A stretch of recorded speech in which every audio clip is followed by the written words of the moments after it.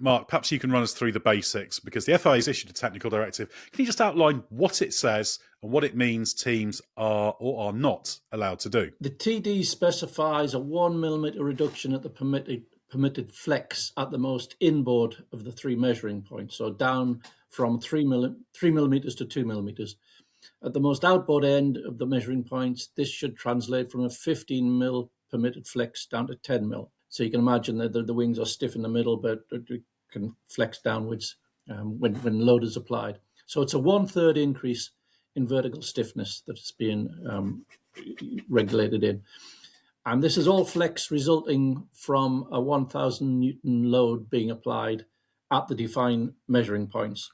So the 1,000 Newton load has not changed, because that's as high a load as the FIA can safely go if you're measuring it in a garage at the track and not in a sealed off dyno room with no people in it.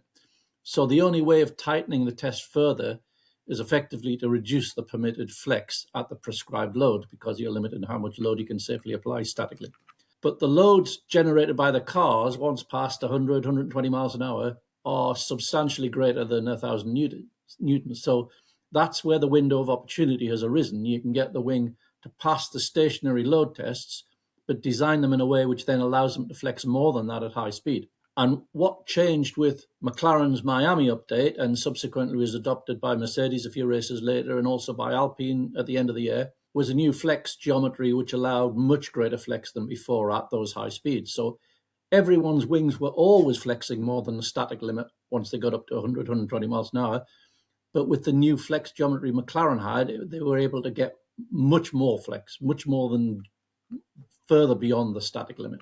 The flex geometry is just about the layup of the carbon fiber to generate the shape change you're going to get as the load increases. But bear in mind that the load increases with the square of the speed. It's not just arithmetical. So you have the physical geometry of the wing, what it looks like stationary, and the geometry that results under increasing load. And so, working at the outer edges of structural design knowledge, McLaren made a step change in how to do that internal flex geometry, one which took a lot of research and resource and would have been very expensive.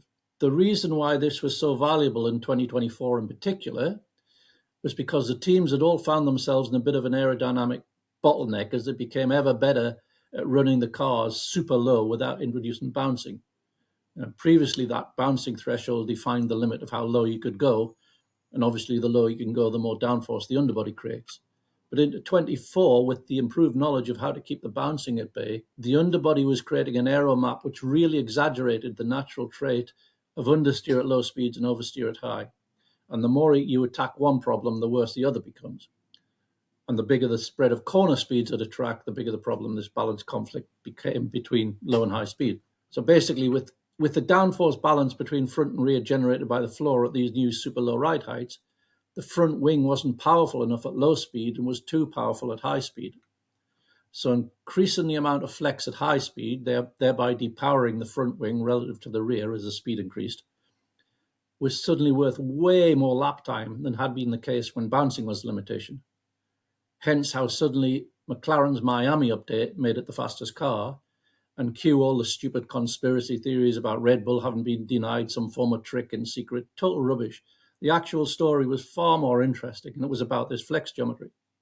So the new directive, it won't stop the wing from flexing way beyond those static measurements. It still will, but it will obviously reduce it, because to pass the more stringent static test means it will be flexing less, and therefore it'll be flexing less at high speed too.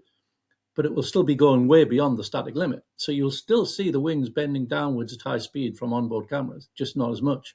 But who knows how much potential there is for yet another innovation in structural design and those internal carbon layups to get where they were before, even with the stricter static test. I'd bet money that we'll still be able to reproduce most, if not all of that effect very quickly. John, I guess the question everyone's going to want to know is, who's the winner and loser out of this? Who's going to win the championship because of it? Who's going to dominate the first part of the season, then slump after the first 8 races when it kicks in?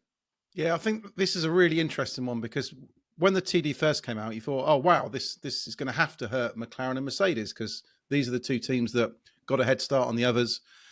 Ferrari and Red Bull had lobbied against what McLaren and Mercedes were doing. They pushed the FIA to try to change the rules last year or increase the tests. And the FIA began investigations from Belgium, looked into it, but throughout the end of last year, said, no, we're happy. We don't think anything's untoward. We'll keep things static.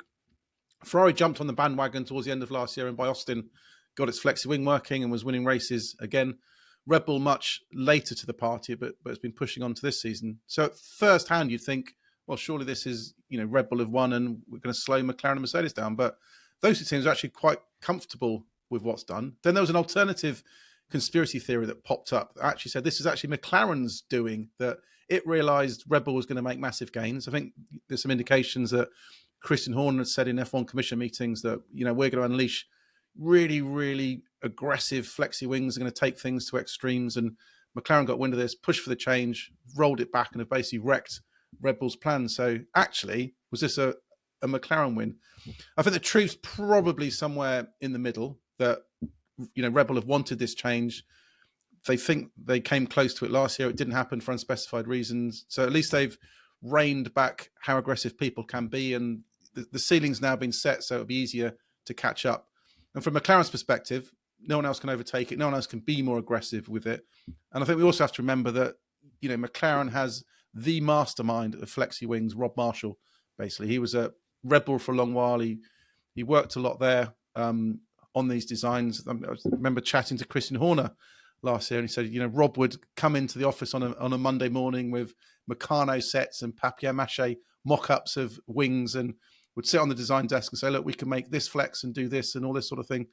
9 out of 10 times those ideas didn't get progress because they knew they'd be picked up by the FIA, but occasionally those ideas did get through, like Mini DRS last year, flexing on the rear wing, clever design. So McLaren, they'll know what the limits are. They'll know where the advantages are. They'll know where everything is. I still think they will have an advantage because they understand the game at play, but it's definitely leveled the playing field. And I think it's given everyone a lower ceiling to target to potentially close things up. Let's look a little bit more at the bigger picture. I remember sitting with Nicholas Tombassis last year, and he said there wouldn't be any changes to permitted flexibility in 2025 beyond what they'd implemented during the year in terms of the rear wings. Focus was instead going to be on 26. So why have things changed? What's the political angle here? There's got to have been some lobbying in the background. We're not privy to what's happened. I'm told this was discussed in TAC, which is the Technical Advisory Committee. This is the teams and the FIA.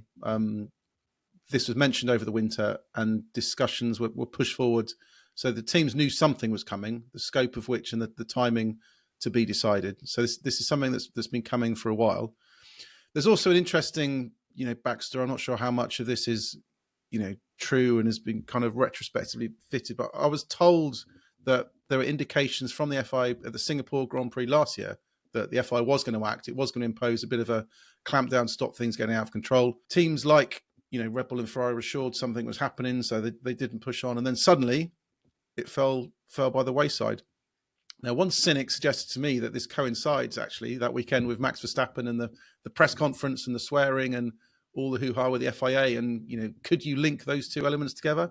I mean, it's a wild conspiracy theory, but, stranger things have happened in Formula One that, motivations and kind of loyalties shift around. This is part of the political battle.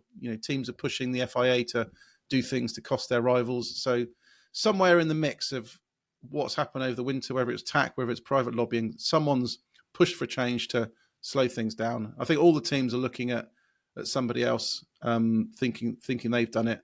And this never happens in Formula One. No team's going to put their hand up and say, oh, we've been completely nobbled and this has totally wrecked our championship. So, but I think that the situation will become clear from Spain when we see what the actual shuffling around is.